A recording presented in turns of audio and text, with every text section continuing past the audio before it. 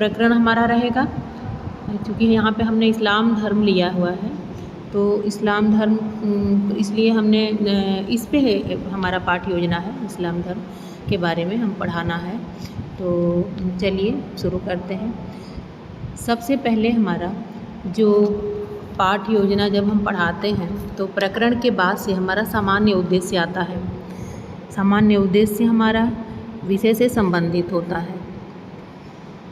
या जैसे इतिहास विषय में सामान्य उद्देश्य क्या होगा, यहाँ पे सामान्य उद्देश्य दिया हुआ है और इसमें छात्रों में इतिहास विषय के प्रति रुचि उत्पन्न करना, छात्रों के ऐतिहासिक ज्ञान में वृद्धि करना, या उनके छात्रों में मानसिक शक्तियों का विकास करना, समय ज्ञान का विकास करना, देशभक्ति एवं विश्व बंधुत्व की भावना का विकास करना, छात्रों में आदर्श चरित्र का निर्माण करना, वर्तमान एवं भविष्य निर्माण की योग्यता का विकास करना। ये जो जितने भी हैं ये सारे सामान्य उद्देश्य हैं। अब अगला हम आते हैं सामान्य उद्देश्य के बाद से विशिष्ट उद्देश्य होता है, जो जिसे हम अनुदेशनात्मक उद्देश्य भी कहते हैं, विशिष्ट उद्देश्य। अब विशिष्ट उद्देश्य जो हमारा होता है यह जो है यह हमारे टॉपिक से रिलेटेड होता है।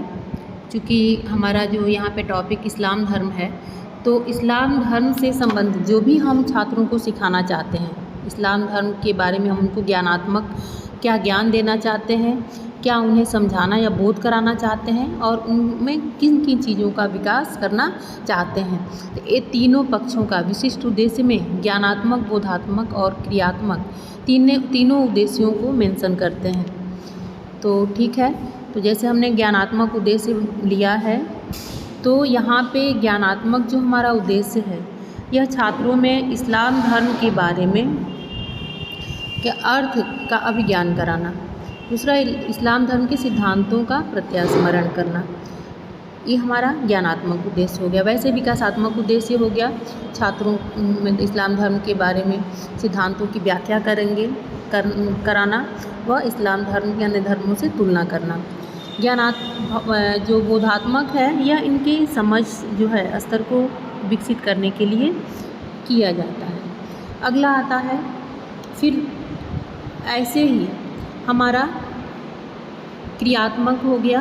क्रियात्मक उद्देश्य जैसे कि आपको दिख रहा होगा, क्रियात्मक उद्देश्य यानी करके इस्लाम हिजरत के विषय में दूसरों को बताना, वह इस्लाम धर्म के सिद्धांतों को दूसरों को बता सकते हैं, कर सकते हैं। यहाँ पे क्रिया रूप में हमें लेना है कि छात्र क्या क्या कर सकता है, छात्र क्या करेगा, और सीखने के बाद ये पाठ पढ़ने के बाद से हमारा उद्देश्य क्या है कि वो क्या क्या चीज़ें उसके अंदर विकसित होना चाहिए।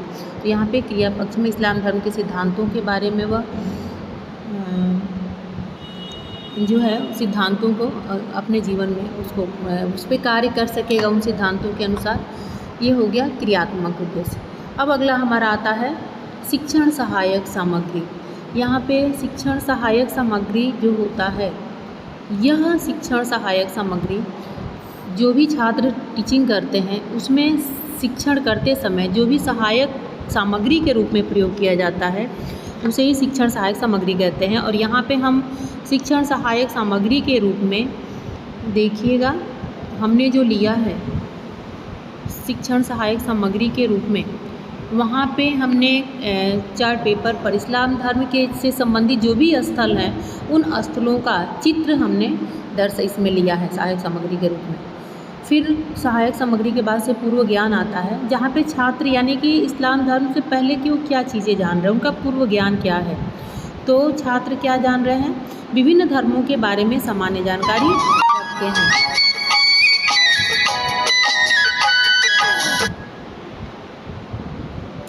ठीक, फिर उसके बाद से विभिन्न धर्मों के बारे में वह सामान्य जानकारी रखते हैं यहाँ पे, क्योंकि हमने प्रस्तावना के प्रश्न में वही सारे पूछा है।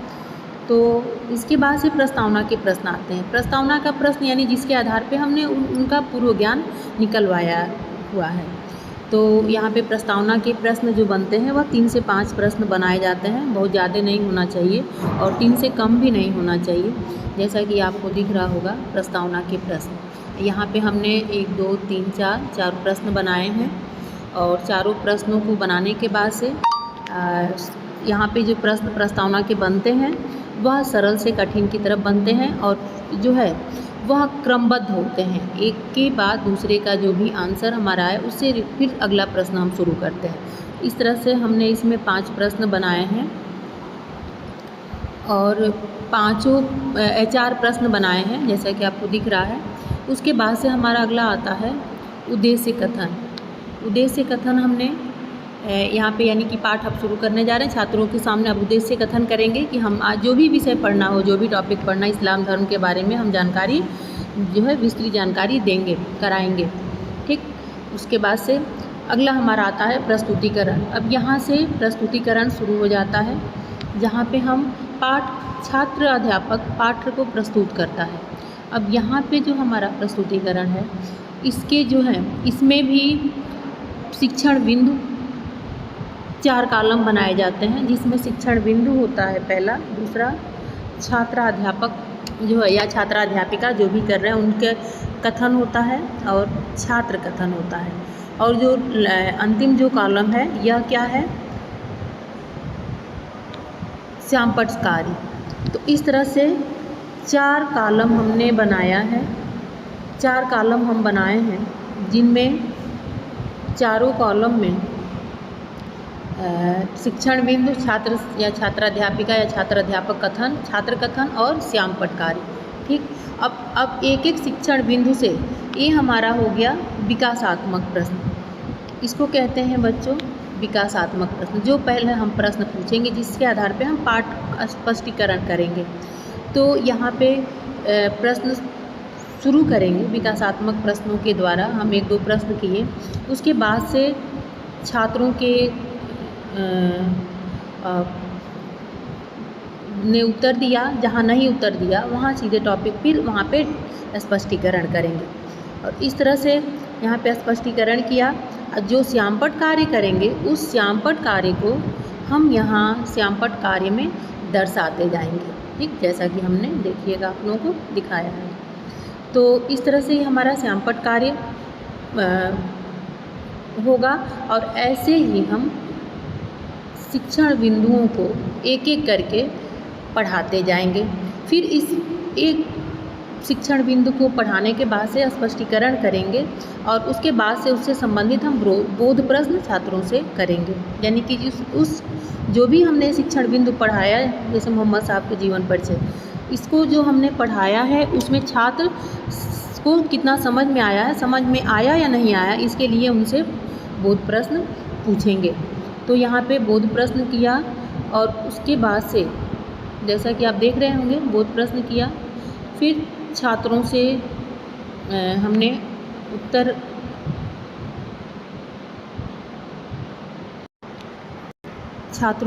बोध प्रश्न के बाद से उत्तर लिया। फिर आगे जो है ऐसे करके फिर वो स्पष्टीकरण किया। फिर अगला शिक्षण बिंदु आया इस्लाम धर्म की बुनियादी सिद्धांत। फिर हमने सिद्धांतों के बारे में स्पष्टीकरण किया। उसके बाद से बोध प्रश्न यहाँ नीचे पूछा। और फिर बच्चों को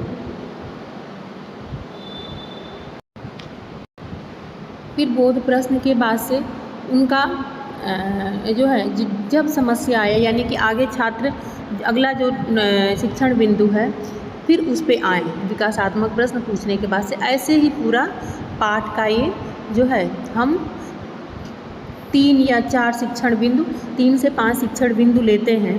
तो हमने यहाँ पे 4 शिक्षण बिंदु लिया है। ऐसे ही इसको चारों शिक्षण बिंदु को पढ़ाना है।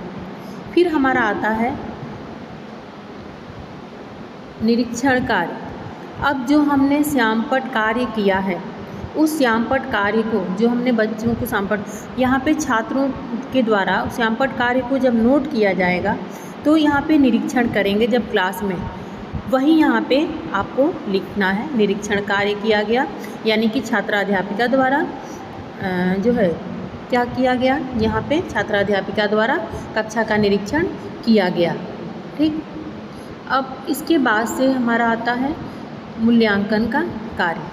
अब मूल्यांकन के कार्य के लिए यहाँ पे देखिएगा मूल्यांकन या पुनरावृत्ति भी कह सकते हैं। तो जब हम पुनरावृत्ति के प्रश्न करते हैं तो वहाँ से पूरे पूरे पाठ से हम प्रश्न उठाते हैं और उससे 4-5 प्रश्न बनाते हैं। और जब मूल्यांकन प्रश्न करेंगे तो मूल्यांकन के प्रश्न ऐसे हों जो बच्चों की समझ से, जिससे उनका मूल्यांकन किया जा सके कि वह क्या सीखा। ठीक, तो इस तरह से यहाँ पे पुनरावृत्ति के प्रश्न या मूल्यांकन प्रश्न, कुछ भी आप दोनों में से कोई भी डाल सकते हैं। उसके बाद से आता है हमारा गृह कार्य। गृह कार्य लास्ट में, जब बच्चों को हम जो भी होमवर्क देंगे, जो गृह कार्य देंगे इस्लाम धर्म के में, इस्लाम धर्म में क्या महत्व है, मक्का और मदीना का, इस्लाम धर्म में क्या, उस स्थान का क्या महत्व है, यह गृह कार्य के रूप में यहाँ पे दिया गया है पाठ्य योजना में। इस तरह से पूरा पाठ्य योजना आपका पूरा होता है।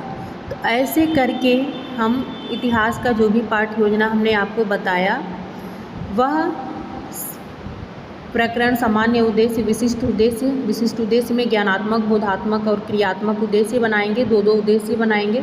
फिर शिक्षण सहायक सामग्री जो आपने प्रयोग किया, पूर्व ज्ञान, प्रस्तावना के प्रश्न, फिर उद्देश्य कथन, फिर प्रस्तुतिकरण जिसमें 4 शिक्षण बिंदु हमने लिया, फिर चारों शिक्षण बिंदु उसमें विकास, आप जो है प्रस्तुतिकरण में विकासात्मक प्रश्न से शुरू करेंगे, प्रश्नों के माध्यम से स्पष्टीकरण करते हुए, बोध प्रश्न करते हुए चारों शिक्षण बिंदु को पूरा किया।